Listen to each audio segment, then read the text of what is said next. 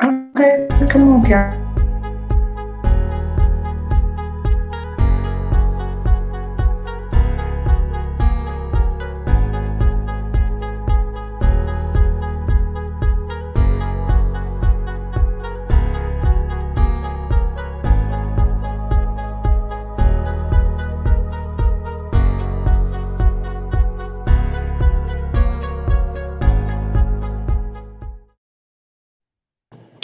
So, hello. Welcome to Made in the Dugout. This is my alumni corner.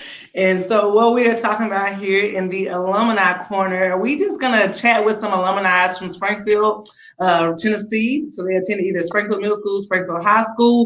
And we're just going to dig into some different topics around your experience as an athlete, what your experience is now as an alumni, looking back at things like in retrospect, but we just want to have a friendly chat, and I'm doing these in the wake of having an interview with Ms. Latoya Groves and having the issue with saying her sons was not playing and being suspended and all those things.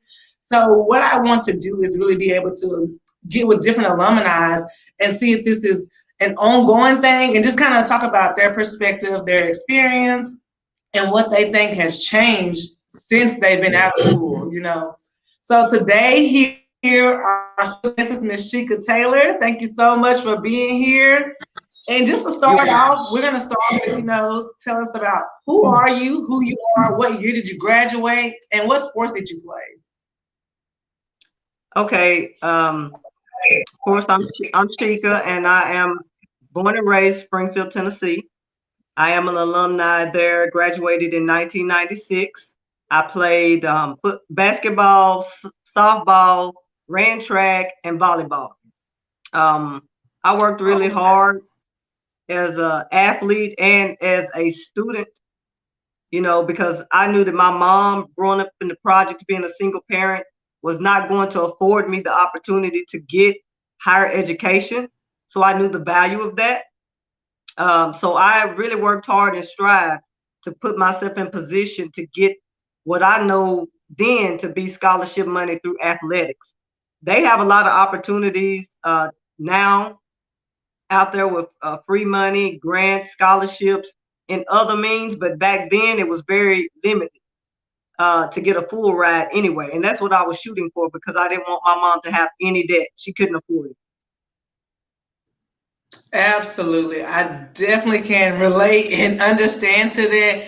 And just understanding, the backstory, like that was really like a motivator for you of like, no, I have a purpose of what I'm doing right now. And so when you think about playing those sports, what were some of the things that you enjoyed the most about playing? Well, when I was younger, we was outside playing all the time. And it goes back to, playing kickball and running, jumping and turning flips and jumping rope. And whenever I started playing basketball, I just loved it and found out it was a natural from my family. My uncles played, and one of my particular uncles, Antoine Taylor, they call him the Cracker Box King because he was so good at it. But unfortunately, his life choices didn't allow for him to go further with it. But one thing I can say is he really took the time to show me my gift and my talents, and he pushed me out there on the court. He made me play with the boys. He told the guys, don't go easy on her. Don't let her use her right hand. Foul her. Go hard on her. Make her mad. Everything that's going to help me to improve. He took that time to do that. And then I worked on what he taught me. He told me that I was going to be something if I kept working with it, and I believed that. He instilled that in me when I was middle school age, and then I just continued to build and pursue it. Then I just signed up for other sports that I was interested in, and I ended up doing well in those, and later on having several opportunities to play sports on the college level with scholarships in different sports, not just one. The most important thing is schooling. My mom, she was never just like the one that said, hey, you got to make straight A's. You got to. She just told me all the time, I don't understand this stuff. Do the best you can. But what I learned from a group of former students that were the Beta Club students in the middle school, they told me that you just have to change your study habits, and come and ask teachers questions and get tutoring if you need it. They kind of took me under their wing, and then that showed me that, hey, I'm just as smart. So I really put forth the effort to improve my grades. Starting from the 7th grade on up, I graduated with honors, and I went to Belmont on a full scholarship, and I graduated with honors. So you can do it, but my attitude was right. I was respectful because I knew my mom would give me, and family. Family would actually set you straight if you did disrespectful, or if you were not the person you needed to be around the door or in the classroom. You had to do it all the way around. And I pushed to make sure that I was a great person, that I was respectful, that I worked hard, and that I earned what I got. And I had, like I said, many opportunities to go different places to play. Absolutely. Uh, Do you ever think, I'm sorry, no, I was just go gonna ahead. say, and it was just fun because I was just out and I played a lot of sports and I just loved it. It was just in my nature. Absolutely. I definitely understand that whole feeling. And even like you were saying, like in your backstory of like, you used to just run around being outside and just kind of high energy all the time. So it's easy for that to kind of translate and carry over into sports. And so just to kind of put a twist on things, to you, it was having that as your motivator, as your passion, that like the part that really drove you in sports, and having that support from your family. What would it have meant to you for that to have been taken away from the school, right? Not per se with through your parents, or even through your parents, yeah. If that would have been that opportunity, or that just having that support there, to have that not be there, what would that have been like for you as an athlete? Not having the support from my mom, is that what you're saying? From your Or mom or the family? school, the coaches, anywhere, just across the board, just what if something would have lacked in that piece, what would that have meant for you? Or even them saying like, well, hey, you can't play this sport for whatever reason. What does that mean to you? What would that have meant to you as a person? Well, as a person, for me, it would be disappointing, but I'm not one to just roll over and say, this is the end. This is the last thing I got to do. I found you have to strive in other ways to get what you need, get what you want. If it's not working out in sports, that didn't change my perception of wanting to have a better educational opportunity. That didn't stop me from wanting to travel the world, see other things, and to be a better person, to see what else is offered outside of this town, or anything. I just wanted to push, and I knew that was the one thing that could get me there. Now, if they said, okay, you can't play sports, or let's say perhaps I got injured and couldn't, then you have to rely on something else. So then I push it to the books, because there were a lot of opportunities scholarship wise when it comes to books. You had a lot of that as well. So it's a matter of the perspective on what you're trying to accomplish here. Sports, at some point, I'm 43 years old. At some point, sports for your body is going to either tell you that's not what you're going to do, or you're not going to pursue it on a higher level. So you always have to kind of put yourself in a position to live your life. And sports is not everything. It's not the only thing, but you have to set yourself up to be successful and achieve other things. And I think that when you focus on just one thing and say, hey, sports is all you have, that's all you got to get where you're going, I think that's a false statement. And I really think that people should teach their kids to be well-rounded overall individuals. And that's my main perspective. I mentor kids. I do lessons with kids as well in sports, specifically basketball. Um, and I always train them with the attitude that if it doesn't work out, you use this same application that you're putting into these sports into what you're going to accomplish and achieve in life when you set life goals. Because when you turn 50 and 60, sports might not be there in a sense of physicality. It may only be there mentally, unless you go to school to be a coach, a trainer, or something along those lines. Sports may not necessarily be your breadwinner. That is a true fact. That's a big fact, because at some point in time, your body is gonna be like, okay, we can't jump at the gym like we used to and all those things. So Right. that takes me to my next question, which is when sports finally ended for you, right? Like when you like, Yeah. okay, it's time to really hang up the shoes. What was that transition like for you to transition out of that not being your everyday habit anymore? Well, I'm a go-getter as well. I've always strived to do a whole lot in my life. I probably need to slow down sometimes, but I don't because I feel like when you're dead, you're gonna sleep and you're not gonna accomplish. So I really try to push.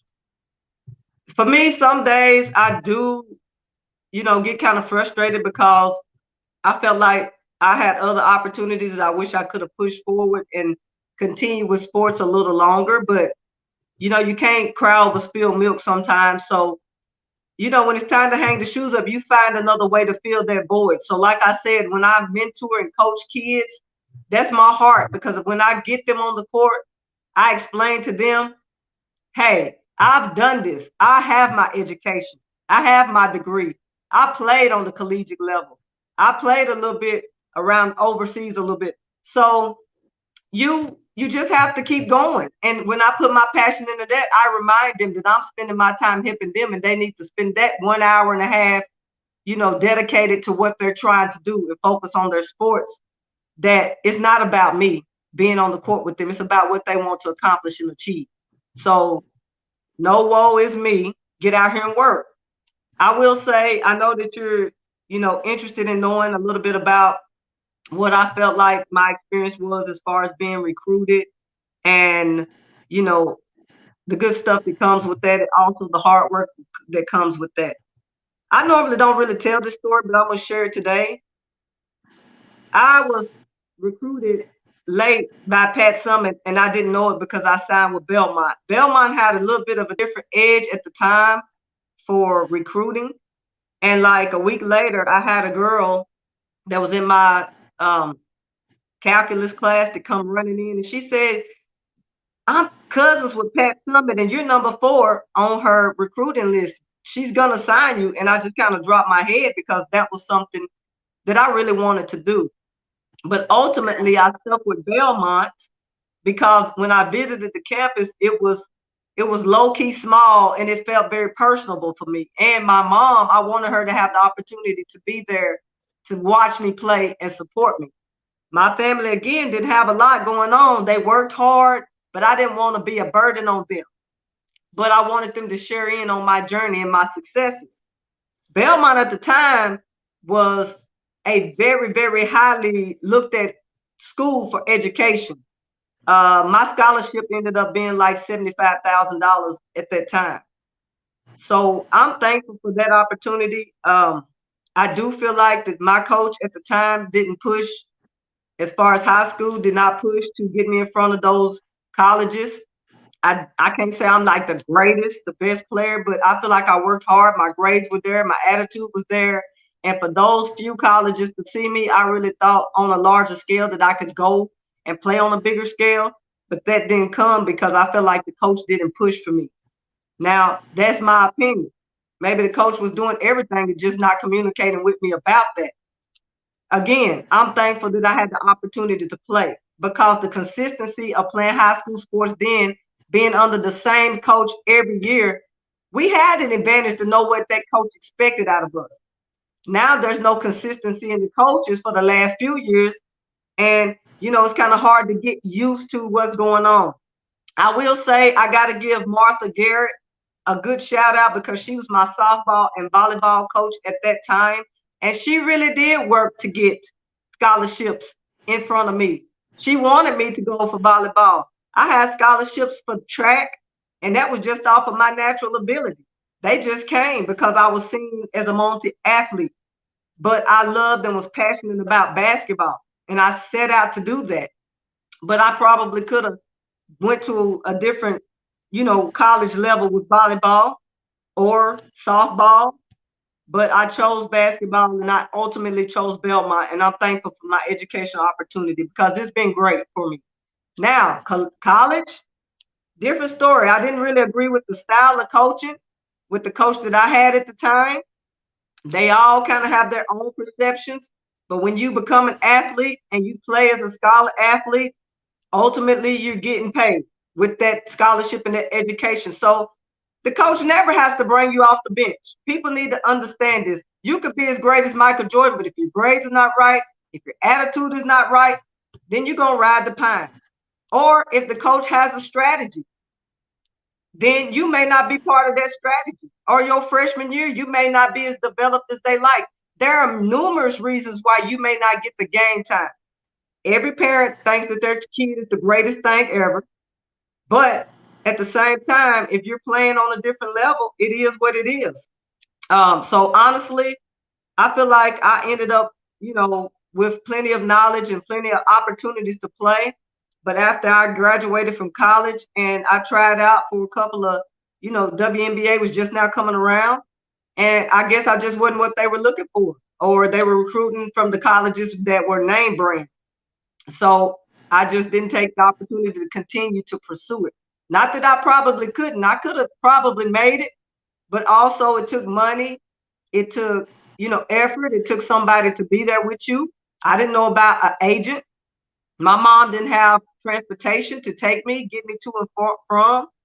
A lot of people probably didn't know that I had a brother that was ill the majority of his life. He passed away when he was 13.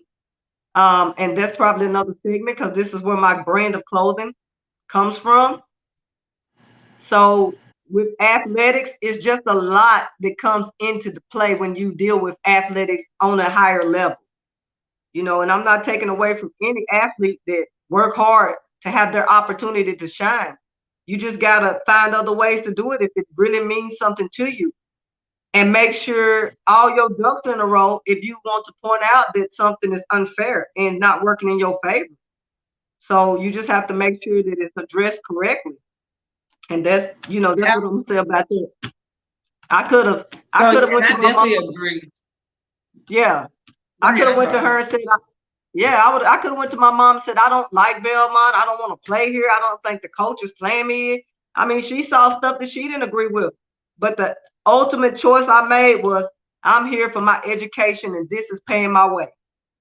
I couldn't be more proud of that.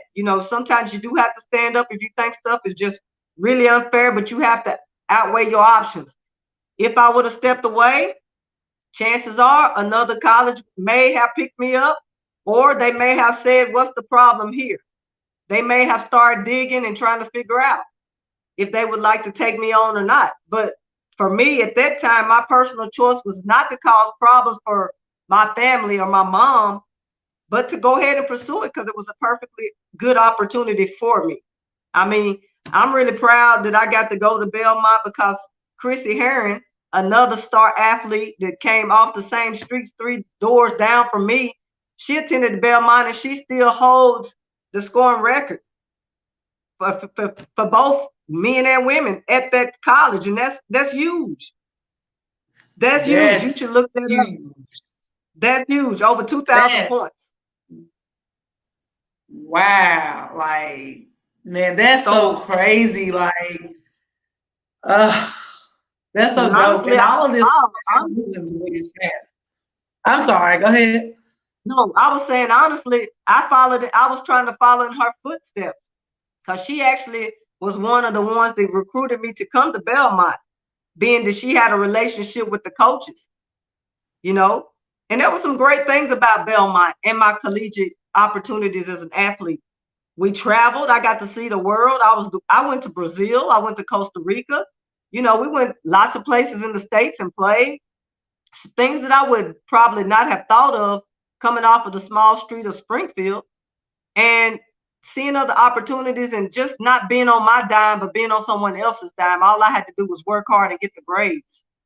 And I'm just so grateful for that. And I think that now a lot of athletes or even students, if they could take themselves out of small environments and work their way in other environments to see the world, see how other people do things, I think that they will bring back a lot of information and education to increase what they can dream and make it. Just like you as an entrepreneur, you're doing great things out here, but it takes work and dedication, and it takes getting to where other people know who you are and what you're trying to do and how to do it, problem solving.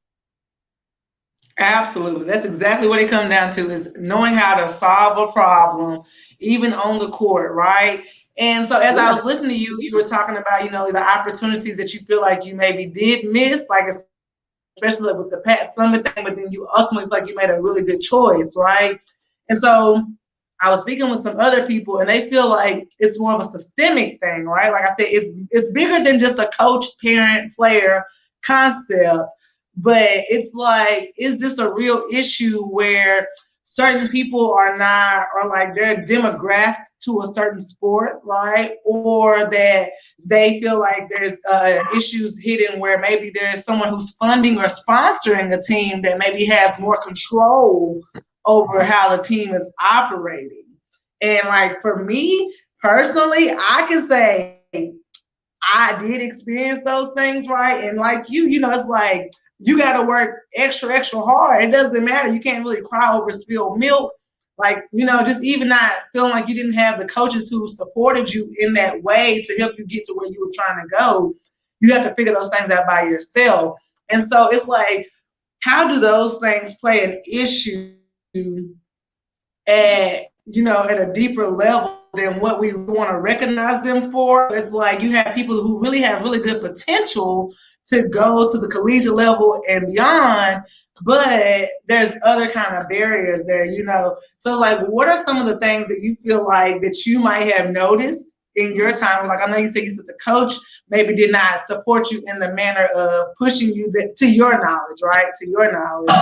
But do you feel like that beyond the coach, it was an issue that maybe the school could have stepped in and maybe kind of took a look at, or that community leaders maybe could look at? Because, like you said, you graduated in 1996. I graduated in 2009, and I could speak and say the exact same thing. It's like I don't feel like the coaches were really there to kind of push us into the collegiate level more so as just coaching us just because we're playing high school ball.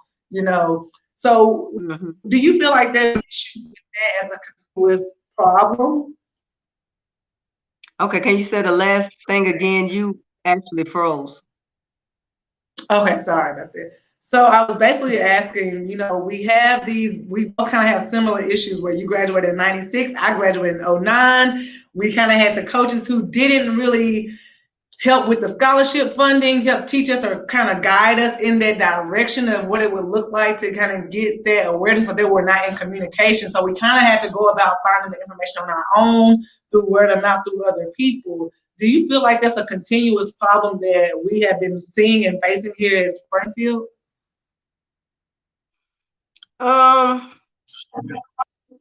that's a tough question to answer. Um, I guess there's a few things more that you have to, there's a lot of things a lot of people don't understand or know. At that time, the ACT was a big thing. You have to have that in order. Now, I say, I had all my ducks in a row and no push, but then you have some that don't have all that ducks in a row and expect push.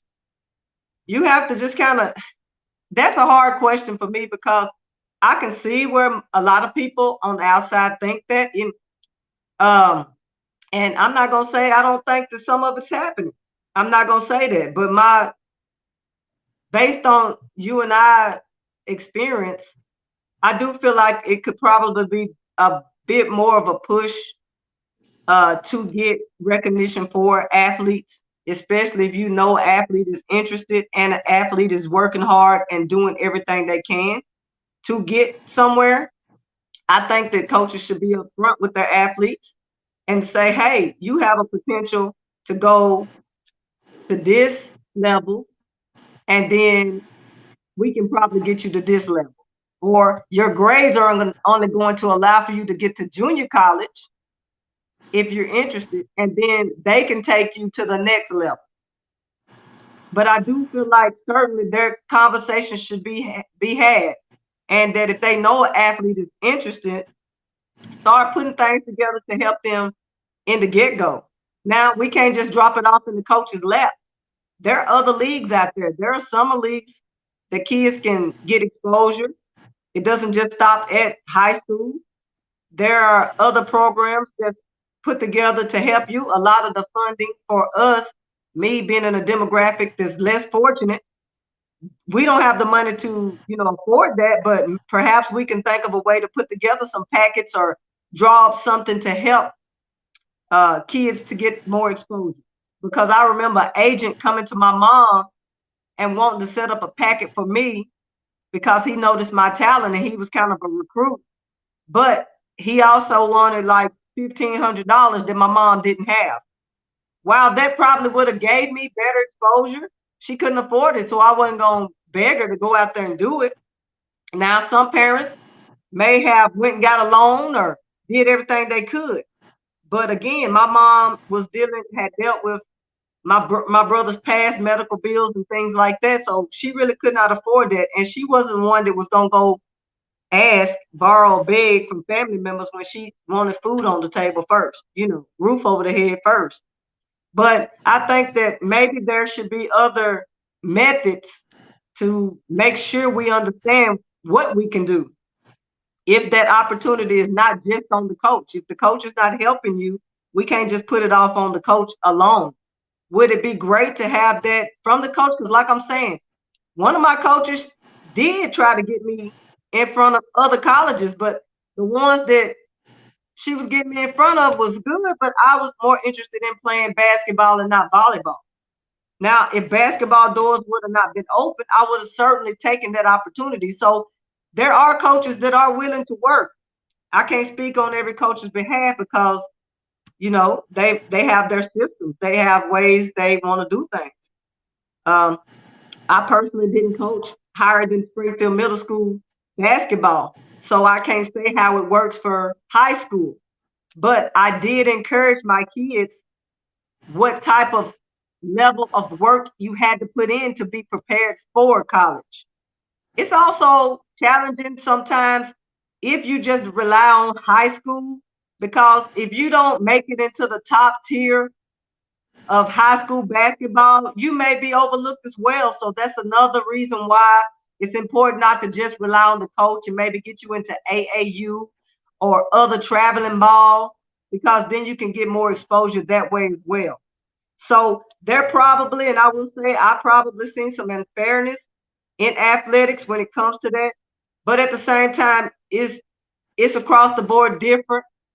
Depends on a lot of variables. I can't speak on just one thing. I can only really speak on my exposure. And I'm an outside looking in, and not saying that it don't happen, because I'm sure it does.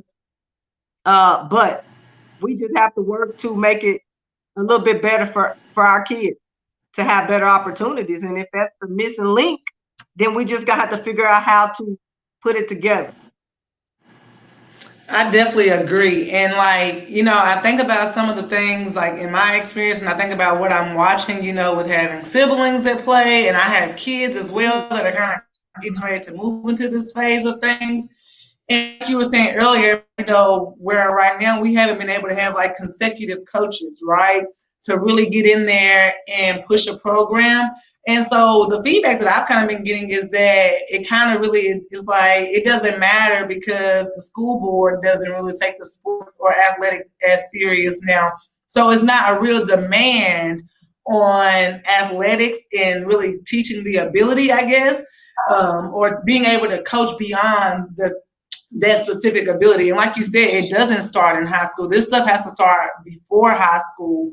And, just for me as an alumni, looking back over the course of things, I can definitely see where there's been like so many different coaches kind of coming in.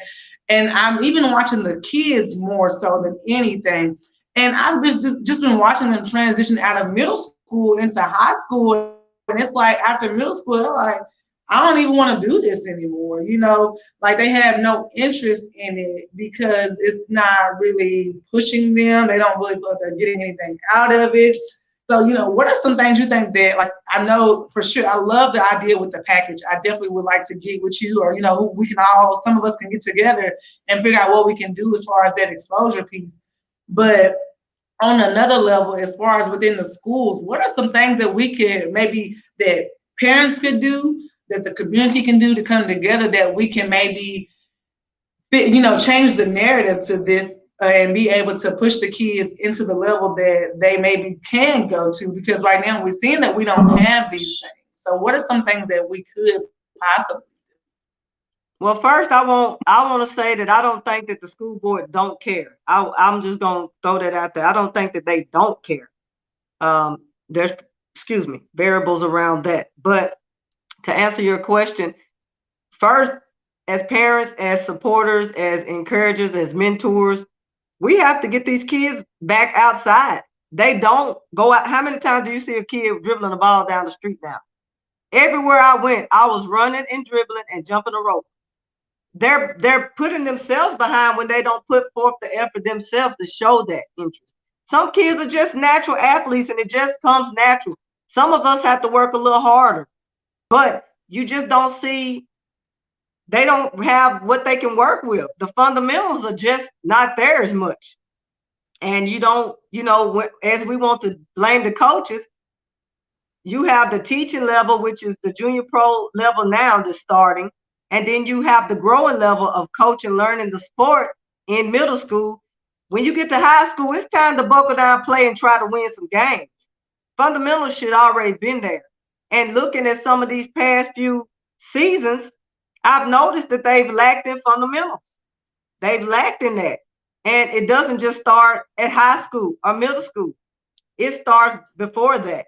So we have to get back to the roots of fundamentals. Now, I can't say that every parent has the money to put their kid in a camp, but kids also have these in their hands all day long. There are absolutely tons of drills. There's tons of information about basketball. There are tons of other kids out there who are striving to improve their skill set so they can get somewhere. If they don't do those things for themselves, how can we absolutely say they're doing all they can to work on themselves to get themselves to the next level so that somebody can take them and push them to the next level?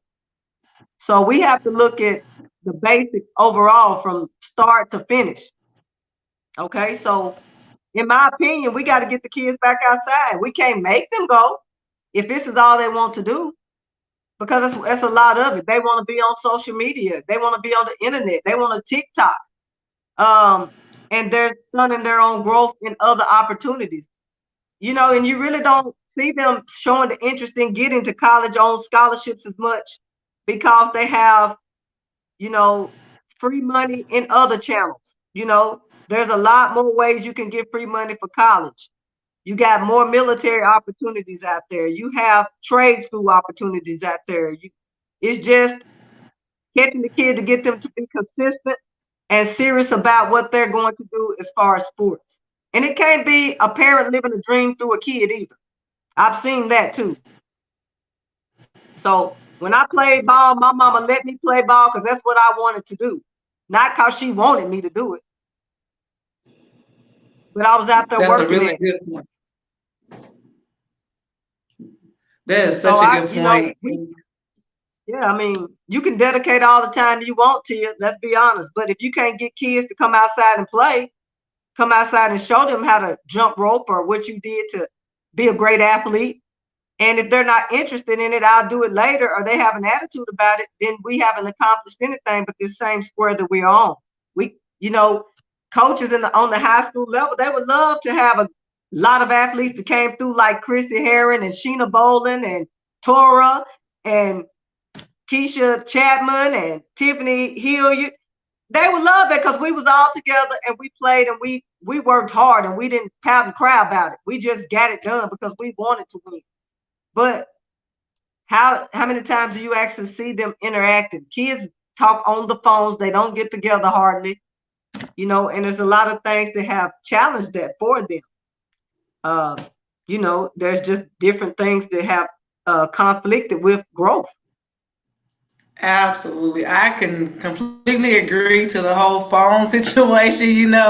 And and like you said, the kids gotta get outside. And that's one thing, like as I'm have my daughter as well and my nieces and stuff, we are always promoting go outside. Like literally the same basketball goal we had growing up is the same goal that's out there. So like they had that opportunity. But I do not see it as often as I used to see it. And it just times have definitely changed. But I think this just having this conversation, and I'm really hoping that some young kids are able to view this thing to just kind of, like you said, get backstories on people who've done this thing before you, because you're not alone in some of the things that they've been. They're not alone in the things that they're going through. Some of us have already went through the same things, but like you said, sometimes you got to figure out another avenue to pick up and how you want to go forward. And so, just kind of capping off of all of that, in the end, so what are you doing now, and what do you like? I know earlier you were saying that you still offer some training. So, what are you doing now, and how can you play a part in us helping with the kids in this community as far as sports wise? Sports wise, that would be something that you and I can get together and kind of arrange. I am very busy. So I don't mind, donating and dedicating a little time to maybe do a camp of some sort. Uh, you definitely would have to look into the parameters of that, because there are things, locations, using gyms, using equipment, and just kind of getting people on board with it, to get kids to understand fundamentals and what it actually takes to get started. Um, I generally work with middle school to high school age kids, because I can speak their language and help them to understand what it takes, the breakdown on how basketball relates to life and how I've managed my life based on basketball, how I'm training them and teaching them life lessons along with basketball to improve them.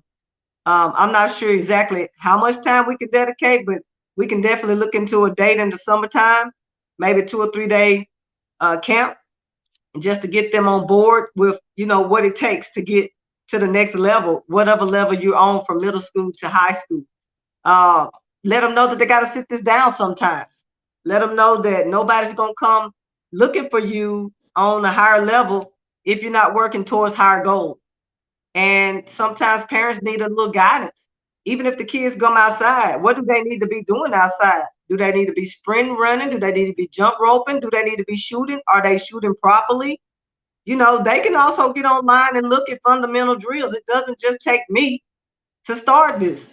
They have the information. Again, I can't stress it enough. These kids have so much in their hands. Just, we didn't have the internet. We had past people and going outside playing and trusting the coaches we had. Like I said, my uncle was a big, big influence on me. So, but the kids, they actually have opportunities in front of them to improve their skills, but they have to show that interest in it. Again, I don't mind getting together and trying to work out something to kind of help out as we think that we can help, but we have to have the interest of the parents. We have to have the interest of the community and the kids.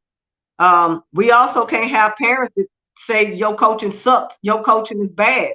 If you're dedicating your time and donating the information that you have, the parents should be grateful. And then if they don't like it, take it somewhere else. Take it to another person. If they didn't like my style of coaching because they feel like I'm a guard coach and their kid is a post player, find somebody who can elevate them. I'm never against somebody who's trying to improve themselves, their kids, their skills in every area of life. I'm an entrepreneur as well. I try to improve myself. I've had health problems in the past. I was diagnosed with MS 16 years ago. I work every day to stay strong and healthy, but it's based on me doing research to improve myself. I'm not waiting on the information to pour into my head. So again, I think it's a lot of parents sitting down and showing interest in their kids getting to the next level. When I was a coach in the middle school, I had a couple of parents that asked me, well, what can my kid do? How can my child improve? Do you think that my child will have an opportunity to play on a higher level? And they asked me, and I said, okay, I can reach out to some people that I know to see, what the recruiting is like for them on this level now. Can I get somebody to come and look at this kid? May I send you information about the child or a video? But then the parents fall through. They can't expect me to do everything. They can't expect the coach to do everything. And a lot of times, looking in our community, we don't have a lot of resources and money to fund extra things. So maybe everybody just have to come together with their talent. If you got somebody who can do videos, if you got somebody who can create a brochure, just a brief flyer about the kid, if we can introduce our kid to community service and maybe get them exposed to being great characters. There's a ton of things that I can think of, but ultimately, it's not going to start at me. It's going to start at the kid and the parent who's interested in taking the kid to the next level. If they really are truly serious about the kid's potential and developing it, they will invest something into doing it. So, what are your thoughts? Because I've spoken with a couple of coaches or whatever, and some I've had people that would say, like they're pulling kids from playing multiple sports. They're only making them focus on one sport, or they're like they don't want their kids playing like outside. They don't want them playing travel ball and things like that. So, what are your thoughts in regards to that when coaches are kind of limiting the kids to only kind of playing in one certain bubble? I think it's really, I think it's really bad. I think ultimately that should be a parental choice. And if the kid decides that my mom made me stop playing softball when I was a junior, and when she didn't make me, she said, "Okay, you're very tired. You have all of these honors classes, these advanced classes. You came from volleyball season to basketball season to now softball season, and you're just tired." And that's injury prone. So you're gonna have to probably think about letting something go. And at one time I was doing track as well. So to maintain the grade point average that I needed and to stay healthy, I had to let something go. And I was really good at softball as well. Um, so ultimately, you just kind of have to sit down and think. But I feel like the coach should be the one that determines that that's the option that you should take. I don't think that they should be selfish in, saying that, hey, you can only do my sport.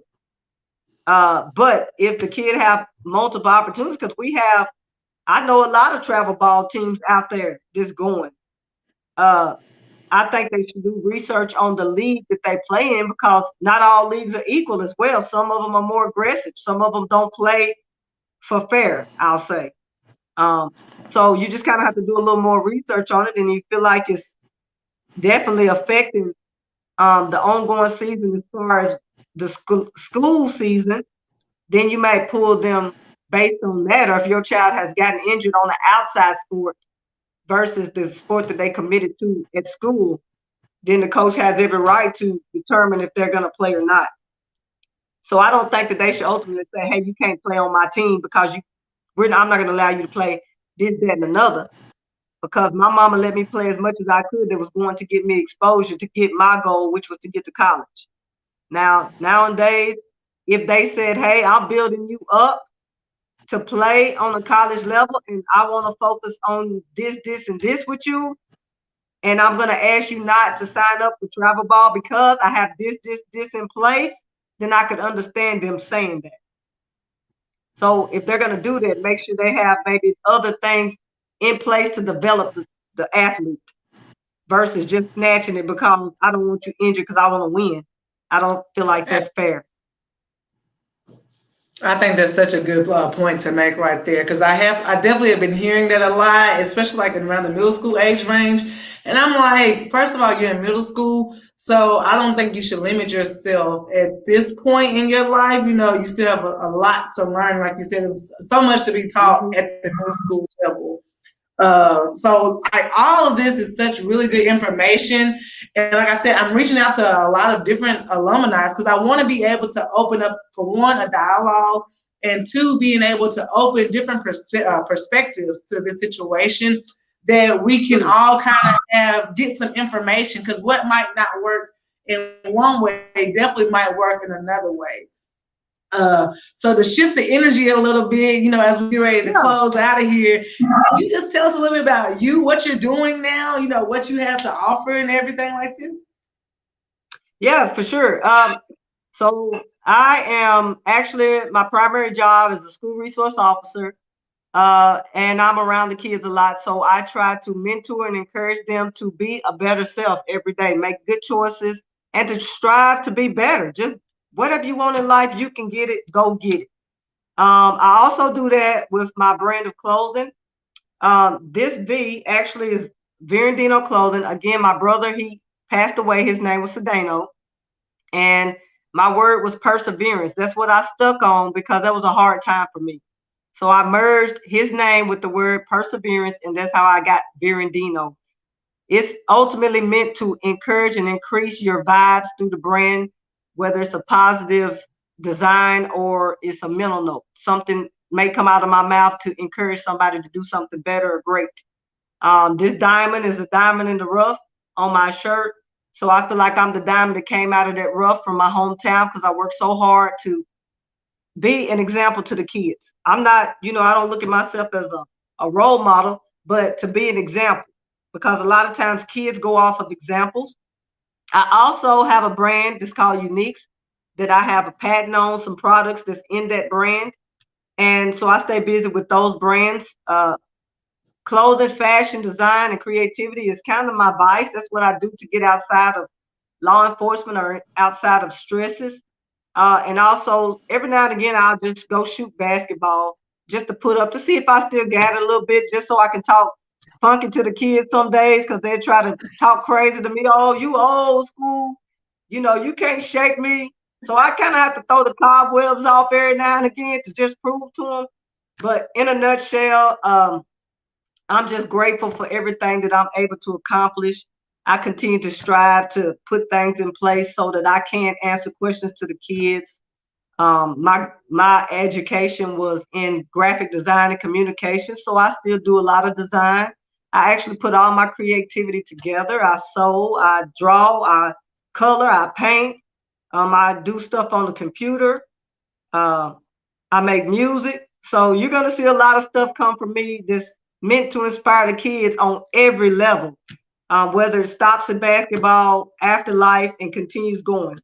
Um, I definitely would like for them to keep their vibes and their personalities high, no matter what your challenges are. I do feel like there's an approach to everything. There's a correct approach. So if you want to get the best out of your situation, just do your research and make sure you actually have, a point to attack. Again, I probably could have, attacked the points that bothered me as far as my high school coach, but I decided to push through it because there was times when I wanted to quit.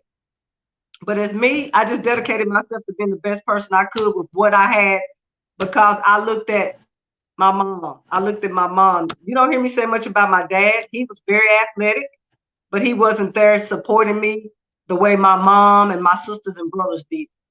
So, I contribute my athletic abilities from both sides of my family and my creative ability because my father could draw like nobody's business and he could sing like nobody's business.